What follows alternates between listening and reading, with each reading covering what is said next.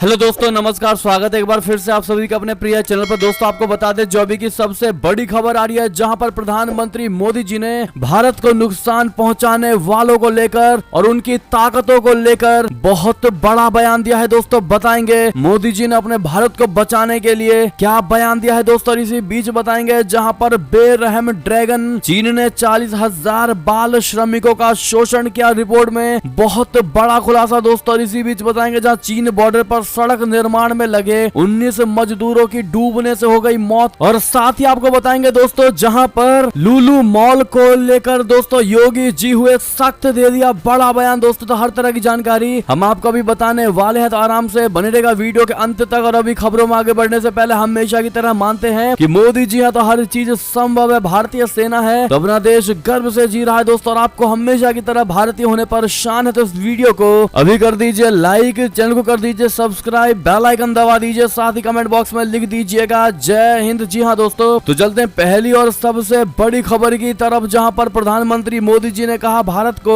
नुकसान पहुंचाने वाली ताकतें देश में हो या विदेश में हर कोशिश नाकाम करूंगा। जी हाँ दोस्तों, प्रधानमंत्री नरेंद्र मोदी जी ने भारत के आत्मविश्वास और उसकी आत्मनिर्भरता को चुनौती देने वाली ताकतों के खिलाफ युद्ध तेज करने का आह्वान करते हुए सोमवार को कहा है कि ऐसी हर कोशिश नाकाम करना जरूरी है। राजधानी स्थित अम्बेडकर अंतरराष्ट्रीय केंद्र में नौसेना नवाचार और स्वदेशीकरण संगठन यानी NIIO की ओर से आयोजित सेमिनार को संबोधित करते हुए प्रधानमंत्री मोदी जी ने यह भी कहा कि जैसे जैसे भारत वैश्विक मंच पर खुद को स्थापित कर रहा है, वैसे वैसे दुष्प्रचार के माध्यम से लगातार हमले हो रहे हैं। उन्होंने कहा खुद पर भरोसा रखते हुए भारत के हितों को हानि पहुंचाने वाली ताकतें चाहे देश में हो या फिर विदेश में, उनकी हर कोशिश को नाकाम करना है। उन्होंने कहा देश की रक्षा के लिए हमें एक और अहम पक्ष पर ध्यान देना चाहिए। हमें भारत के आत्मविश्वास को, हमारी आत्मनिर्भरता को चुनौती देने वाले ताकतों के विरुद्ध युद्ध तेज करना है। जी हाँ दोस्तों, यानी कि प्रधानमंत्री मोदी जी ने भारत के दुश्मनों को दोस्तों ये बात कहकर बहुत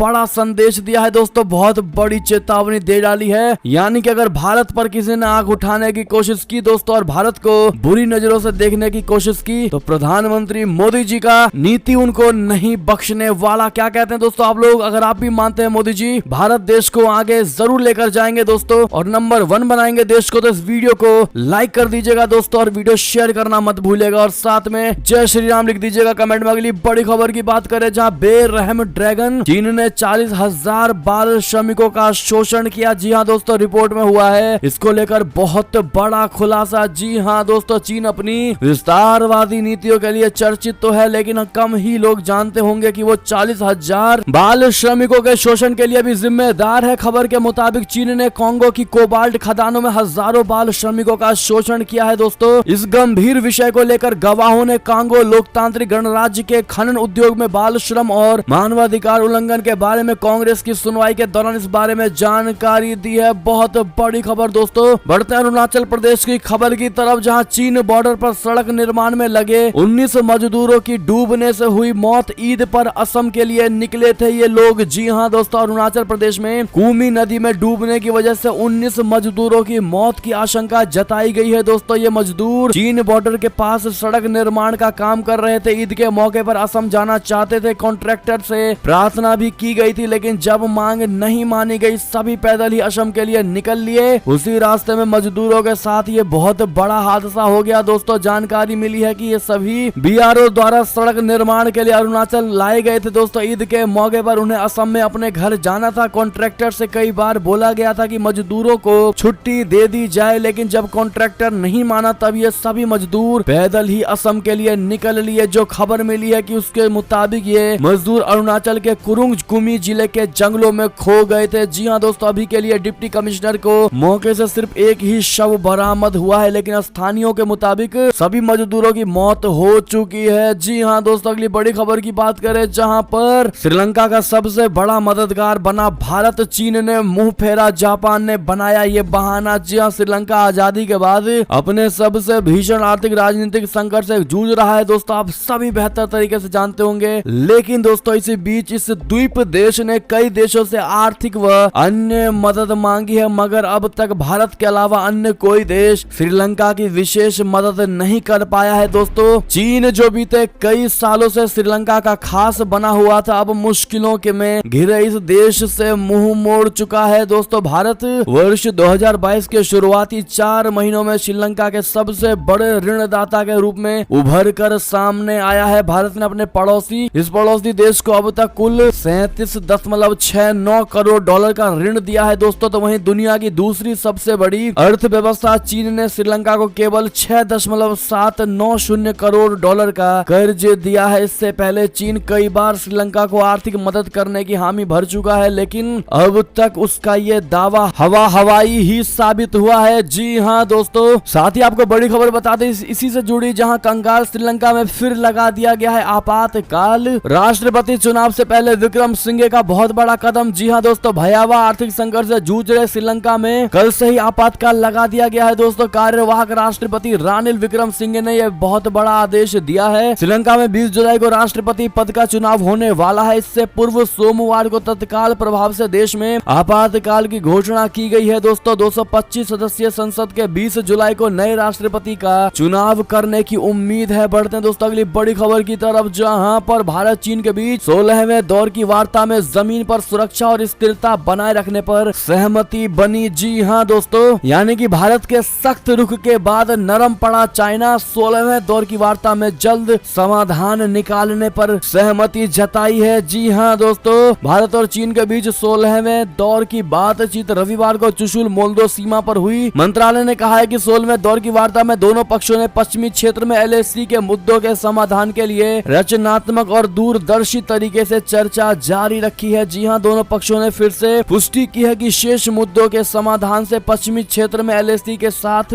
शांति बहाल करने में मदद मिलेगी और द्विपक्षीय संबंधों में प्रगति को सक्षम बनाया जा सकेगा। इसके अलावा दोनों देश संपर्क में रहने और सैन्य एवं राजनयिक माध्यमों की मदद से बातचीत बनाए रखने और शेष मुद्दों को पारस्परिक रूप से स्वीकार्य समाधान पर जल्द से जल्द काम करने पर सहमत हुए हैं। जी हाँ दोस्तों, आप सभी को बता दें कि चाइना को दोस्तों प्यार की भाषा बिल्कुल नहीं पसंद। जब भारत लगातार अपना गुस्सा दिखा रहा है दोस्तों, भारत लगातार सख्त रुख अपनाए हुए, जिसके बाद दोस्तों अब चाइना को पता चल गया है कि भारत इतनी आसानी से नहीं झुकने वाला दोस्तों, जिसके बाद खुद चाइना झुकता नजर आ रहा है। ऐसे में हमें पूरा भरोसा है अपने भारत की सेना पर। कहना मत भूलिएगा दोस्तों कमेंट में, और वीडियोस जिन्होंने अभी तक लाइक नहीं किया दोस्तों, प्लीज बिना रुके वीडियो लाइक कर दीजिएगा। चलते अगली बड़ी खबर की तरफ, जहां पर नवाज शरीफ ने हार के लिए इशारों में ठहरा दिया IMF को जिम्मेदार। जी हाँ दोस्तों, पाकिस्तान के पूर्व प्रधानमंत्री नवाज शरीफ का मानना है कि अंतर्राष्ट्रीय मुद्रा कोष से समझौता करने के लिए सरकार ने जो मुश्किल फैसले किए हैं, उसी के कारण सत्तारूढ़ पाकिस्तान मुस्लिम लीग नवाज यानी PMLN पंजाब विधानसभा उपचुनाव में हारी है। मीडिया में सोमवार को जारी एक खबर में यह जानकारी दी गई है। दोस्तों, तत्कालीन प्रधानमंत्री इमरान खान की पाकिस्तान तहरीके इंसाफ ने रविवार को पंजाब के असेंबली उपचुनावों में वर्तमान प्रधानमंत्री शहबाज शरीफ को करारा झटका देते हुए बुरी तरह हराया है। दोस्तों, पंजाब की 20 में से 18 सीटों पर इमरान की पार्टी ने चुनाव जीत लिए हैं। इससे पहले साल 2018 में पाकिस्तान में आम चुनाव हुए थे। इस चुनाव में भी इमरान खान की पार्टी को इतनी सीटें हासिल नहीं हुई थी जितनी इस बार PTI ने वहां जीत ली है। जी हाँ दोस्तों, ऐसे में शहबाज शरीफ के लिए ये खतरे की घंटी है। दोस्तों, तत्कालीन प्रधानमंत्री इमरान खान को अप्रैल में अपदस्थ किए जाने के बाद से उनकी पार्टी पाकिस्तान तहरीक इंसाफ और प्रधानमंत्री शहबाज शरीफ की पार्टी पाकिस्तान मुस्लिम लीग नवाज के बीच ये पहला प्रमुख चुनावी मुकाबला था। दोस्तों, ऐसे में इमरान खान की पार्टी को बम्पर वोट मिले हैं दोस्तों, और बम्पर जीत हासिल की है। इसको आप किस नजरिए से देखते हैं दोस्तों? क्या शहबाज सरकार की सत्ता से जनता बौखलाई हुई है दोस्तों पाकिस्तान की? आपको जो भी लगता हो कमेंट करके जरूर बताइएगा। इसी बीच आपको बता दें, जहां पंजाब उपचुनाव में PTI की शानदार जीत पर इमरान खान ने की है निष्पक्ष और स्वतंत्र आम चुनाव कराने की मांग। जी हाँ दोस्तों, पूर्व प्रधानमंत्री इमरान खान की पार्टी द्वारा पंजाब में उपचुनावों में शानदार जीत दर्ज करने के लिए कुछ घंटों बाद ही इमरान खान ने देश को सत्तारूढ़ PMLN की राजनीतिक अस्थिरता से मुक्त कराने के लिए पाकिस्तान में स्वतंत्र और निष्पक्ष आम चुनाव कराने की सोमवार को मांग की है। जी हाँ दोस्तों, उन्होंने जनता को संबोधित करते हुए कहा कि देश को राजनीतिक अस्थिरता से मुक्त कराने के लिए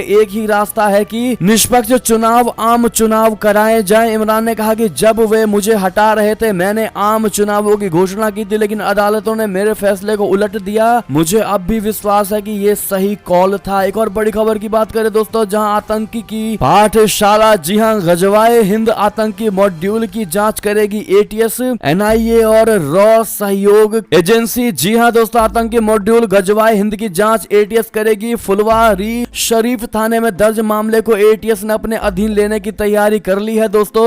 एक दो दिनों में केस को टेक ओवर कर लिया जाएगा। फिलहाल केंद्रीय एजेंसी को इसकी जांच सौंपने का कोई इरादा नहीं है। गजवाए हिंद व्हाट्सएप ग्रुप में पाकिस्तान समेत कई देशों के संदिग्धों के शामिल होने के चलते एटीएस जांच में केंद्रीय एजेंसियों से भी मदद लेगी। एटीएस के अधिकारी इस सिलसिले में एनआईए समेत खुफिया एजेंसियों के संपर्क में है। जी हां दोस्तों, गजवाए हिंद नाम से 2 व्हाट्सएप ग्रुप संचालित करने और भारत के खिलाफ जिहाद छेड़ने के आरोपों में गिरफ्तार फुलवारी शरीफ के मरगूब अहमद दानिश उर्फ ताहिर को रिमांड पर लिया जाएगा। बढ़ते अगली बड़ी खबर की तरफ, जहां पर हो गया तय। जी हां, शी जिनपिंग तीसरी बार बनेंगे चीन के राष्ट्रपति। यूरोपीय नेताओं को भेजे गए न्योते से हुआ है बहुत बड़ा खुलासा। जी हां दोस्तों, चीन ने यूरोपीय देशों के शीर्ष नेताओं को राष्ट्रपति शी जिनपिंग से मिलने के लिए बीजिंग आमंत्रित किया है दोस्तों, लेकिन अभी तक ये कंफर्म नहीं है कि यूरोपीय नेताओं ने चीन के न्योते को स्वीकार किया है या नहीं। जिन नेताओं को निमंत्रित किया गया है दोस्तों, उनमें जर्मन चांसलर ओलाफ स्कोल्ज, फ्रांसीसी राष्ट्रपति इमैनुअल मैक्रोन, इटली के प्रधानमंत्री मारियो ड्रैगी और स्पेन के प्रधानमंत्री पेड्रो सांचेज शामिल हैं। इन नेताओं को चीन में आमंत्रित करने की तिथि अक्टूबर में होने वाली चीनी कम्युनिस्ट पार्टी की 20वीं कांग्रेस के ठीक बाद की है। इसी बैठक में चीन के नए राष्ट्रपति को चुना जाएगा। ऐसे में इस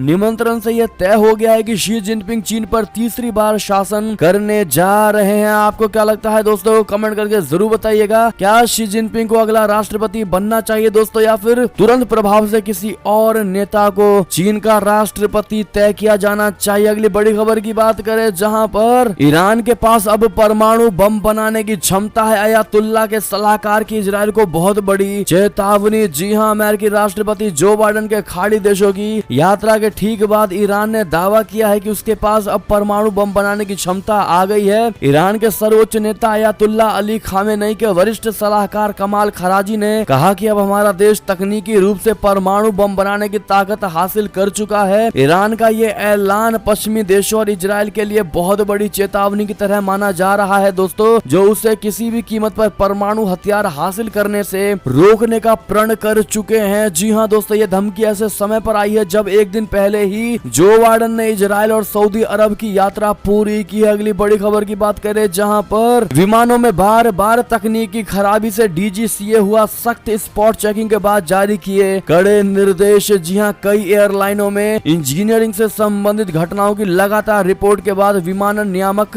डीजीसीए ने सख्त निर्देश जारी किए हैं। दरअसल पिछले दिनों भारतीय एयरलाइंसों की आपात लैंडिंग के मामलों में जबरदस्त बढ़ोतरी देखी गई। इंडिगो की शारजाह हैदराबाद उड़ान के एक इंजन में गड़बड़ी आने का पता चलने के बाद उसे रविवार को एहतियात के तौर पर पाकिस्तान के कराची हवाई अड्डे पर उतारा गया था दोस्तों। अब बताया गया है कि डीजीसीए के अफसरों ने कई फ्लाइट्स में स्पॉट चेकिंग की है। चेकिंग के बाद उन्हें निर्देश भी जारी किए गए हैं। इनमें कहा गया है कि किसी भी एयरलाइंस के विमान को बेस या एयरपोर्ट से तभी उड़ान भरने की इजाजत दी जानी चाहिए जब लाइसेंस प्राप्त स्टाफ ने उसकी सुरक्षा को लेकर मंजूरी दे दी हो। जी हाँ दोस्तों, अगर आप भी मानते हैं ये कदम बिल्कुल सही उठाया गया है तो हम इसका समर्थन करते हैं, कहना मत भूलिएगा। चलते हैं दोस्तों अगली बड़ी खबर की तरफ, जहां बांग्लादेश में हिंदुओं पर हमले को लेकर ढाका में हुआ प्रदर्शन। मानवाधिकार आयोग ने की है जांच की मांग। जी हाँ दोस्तों, बांग्लादेश में हिंदुओं पर हो रहे हिंसा लगातार बढ़ते जा रहे हैं। इसी कड़ी में अब नरेल नामक जगह पर एक सोशल मीडिया पोस्ट के चलते बवाल हो गया और हिंदू समुदाय के घरों व मंदिर में तोड़ फोड़ की गई। इसके विरोध में देश के राष्ट्रीय मानवाधिकार आयोग ने कहा है कि एक धर्मनिरपेक्ष देश में सांप्रदायिक हिंसा किसी भी परिस्थिति में स्वीकार्य नहीं है। आयोग ने गृह मंत्रालय से इसकी जांच की मांग की है। जी हाँ दोस्तों, बढ़ते अगली बड़ी खबर की तरफ, जहां पर लुलु मॉल को राजनीतिक अड्डा ना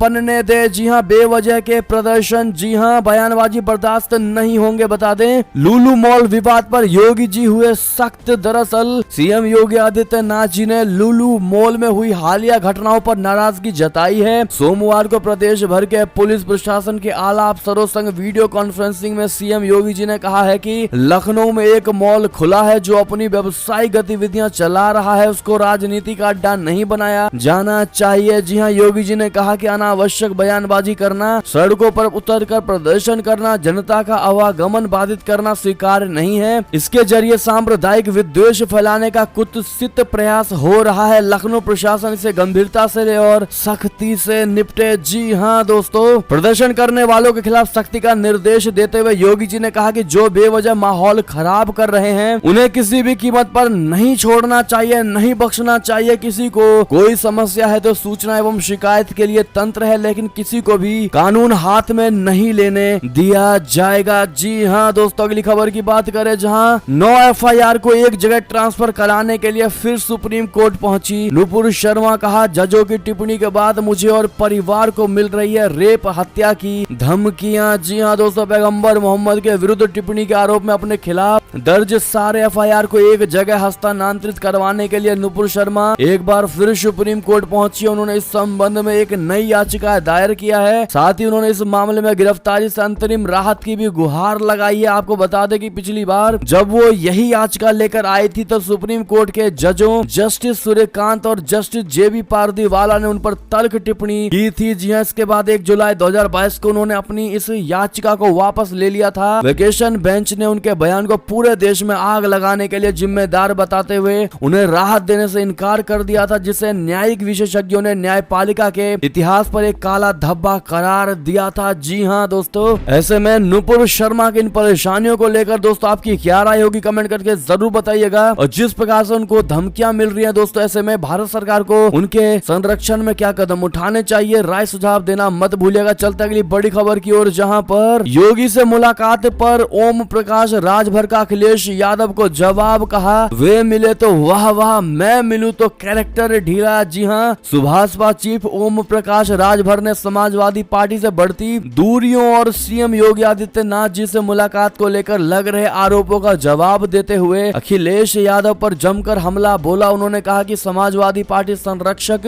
मुलायम सिंह यादव और अखिलेश यादव प्रधानमंत्री मोदी जी और CM योगी जी से मिले, उन्हें फूल का गुलदस्ता दे तो ठीक है और हम मिले तो गलत है, वे मिले तो वाह वाह, हम मिले तो कैरेक्टर ढीला। जी हाँ, ये अब नहीं चलेगा। उन्होंने कहा कि अखिलेश यादव खुद CM योगी से चोरी चोरी मिलते रहते हैं। उन्होंने कहा कि राष्ट्रपति चुनाव में समाजवादी पार्टी ने न हमसे वोट मांगा, न हमें बुलाया, हमें जहां से बुलाया गया, जिसने वोट मांगा उसे दिया है। सुभाषपा का गठबंधन समाजवादी पार्टी से जारी। अखिलेश यादव, जब तक हमें नहीं कहते कि आप अपना देखें, हम अपना तब तक समाजवादी पार्टी के साथ ही रखेंगे। राजभर ने कहा कि अखिलेश यादव यदि गठबंधन से निकालते हैं तो इस बार बसपा से गठबंधन का प्रयास करेंगे। उन्होंने कहा कि तब मायावती जी से बात करेंगे। और बड़ी खबर की बात करें दोस्तों, जहां पर उद्धव ठाकरे को लग सकता है तगड़ा वाला झटका, 12 सांसद शिंदे के संपर्क में बदल सकते हैं पाला। जी हाँ दोस्तों, विधायकों की बगावत के बाद उद्धव ठाकरे को लगातार झटके लग रहे हैं। उद्धव के करीबी रहे और शिवसेना के वरिष्ठ नेता ने उद्धव गुट से इस्तीफा दे दिया है। सूत्रों का कहना है कि उद्धव गुट को एक बहुत बड़ा झटका और लगने वाला है। रिपोर्ट्स के मुताबिक 12 सांसद एकनाथ शिंदे गुट के संपर्क में और वे जल्द ही गुट बदल सकते हैं। बताया जा रहा है कि वे आज ही दिल्ली जा सकते हैं और मंगलवार को प्रेस कॉन्फ्रेंस करके बहुत बड़ा ऐलान कर सकते हैं। जी हाँ दोस्तों, एकनाथ शिंदे खुद भी दिल्ली पहुंचने वाले हैं। दिल्ली में वो भाजपा के वरिष्ठ नेताओं से मुलाकात करेंगे। महाराष्ट्र के मुख्यमंत्री बनने के बाद ये शिंदे की दूसरी दिल्ली यात्रा है। इससे पहले 8 और 9 जुलाई को शिंदे और उप मुख्यमंत्री देवेंद्र फडणवीस दिल्ली पहुंचे थे और प्रधानमंत्री मोदी जी व गृह मंत्री अमित शाह जी, भाजपा अध्यक्ष JP नड्डा जी से मुलाकात की थी। जी हाँ दोस्तों, अगली बड़ी खबर की बात करें दोस्तों, जहां पर एक्शन में CM योगी आदित्यनाथ जी लोक निर्माण मंत्री जितिन प्रसाद के OSD पर गिरी गाज भ्रष्टाचार मामले में हटा दिए गए हैं। दोस्तों, PW में हुए स्थानांतरण घोटाले पर मुख्यमंत्री योगी आदित्यनाथ जी के कड़े रुख के बाद दोषी अधिकारियों पर गाज गिरनी शुरू हो गई है। पहली गाज PWD मंत्री जितिन प्रसाद के विशेष कार्याधिकारी अनिल कुमार पांडे पर गिरी है।